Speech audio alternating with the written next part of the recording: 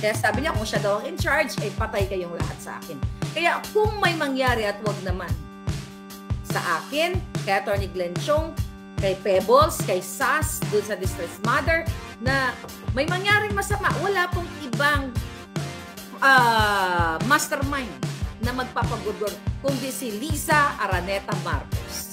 Kaya at ang partner na si FLC, nakipagsabwatan dito ang DFA, ang DOJ, ang immigration, halos lahat ng mga kinuntsaba ni Liza Marcos. Ngayon, mga kababayan, kaya ang pagdukot sa mga bata ay hindi yun din talaga yung purpose nun.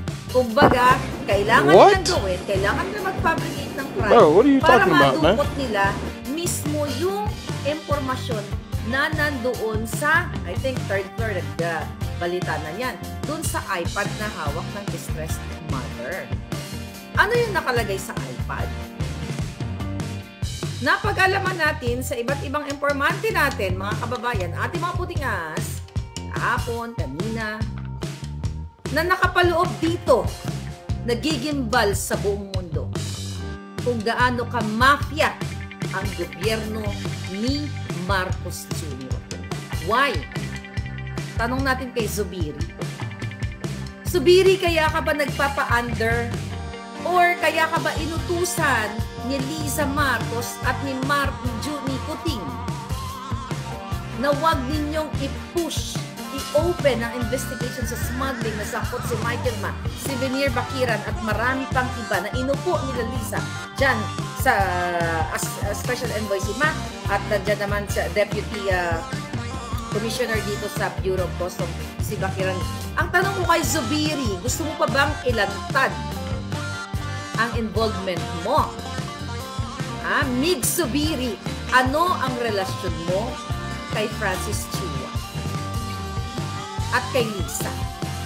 Ano ang transaksyon nyo? Ano ang illegal nyong transaksyon? At tanong din natin kay Francis Escudero. Chis Escudero. Okay? Tama ba? Ano na? Okay? Kay Chis Escudero na mukhang hindi pa gumagaling at mukhang lumabas naman siya. Ba't ganun pa man? Okay. Tanong natin din sa dalawang senador na ito. Ano ang involvement nyo kay FLC, kay Liza Marcos? Tanong natin kay Tambaluslos, kay Martin Romualdez, ano ang involvement nyo kay FLC? Mga kababayan, sabi ko nga sa mga susunod na panahon, ilalabas kung papayagan tayo ng ating source, ng ating puting ahas, ako lahat dito, ilalabas ko hanggat sinasabi ng ating mga informante, okay, ilabas mo yan para sa taong bayan. Dahil nire-respeto ko yung kanilang mga information na binibigay sa akin at hindi ako basta-bastang nag-expose dito without their approval. Kasi hindi naman yan nanggaling sa akin, hindi ko alam yung level ng kanilang kapahamakan kapag ito ay inere natin. Pero ang tanong ko, actually it's not tanong, gusto kong ipaalam sa inyo na may relasyon, whatever, anuman ang meaning ng relasyon nila, si Liza Marcos, si Zubiri, si Escudero, with Chua. Kaya kung matinulang ang ating gobyerno, mga palangga, madali lang mahuli si Liza, si Marcos Jr. at si Chua at itong mga involved na kongresista at senador sa negosyo nilang what? Negosyo nilang illegal gamit ang DPWH at ang iba pang mga ahensya sa illegal na negosyo. Kaya naman si Liza ay nagpapadala o kumukuha ng Romanian gorgorera o gorgorero ang tawag natin. At sa Turkey, kaya naman ang distressed mother ay lalong nadidistress dahil pinasusundan ni Liza Ahas.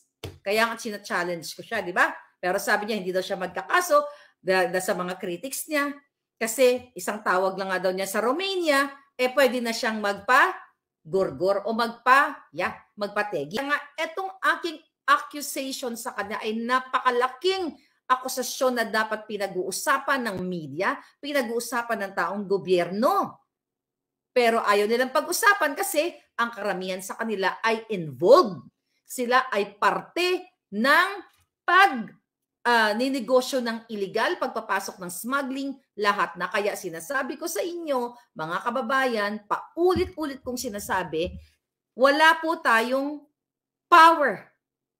I mean, wala tayong kakampi sa lahat ng mga ahensya ng gobyerno kung sakali, ini-etchos ko lang, kung sakali na si Mig Zubiri, Senate President, kapag inilabas ang ebidensya ay kasabwat ni Lisa at ni Chua sa pangangamkam ng Kabanang Bayan. Kung si Escudero,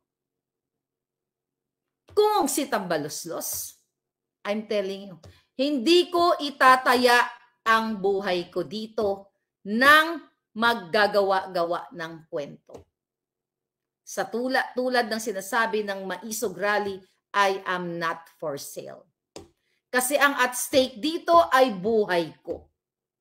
Hindi ko babanggain ang mga demonyong ito, mga kababayan, kung hindi sa ngalan ng katotohanan. Buhay ko nakataya dito, buhay ng distressed mother, buhay ng mga kritiko katulad ni Sas, buhay ni Pebos, buhay ni Atty. Vic, buhay ni Atty. Glenn Chong. Bakit sinasabi kong buhay ang nakataya dito? This is not political and this is not personal.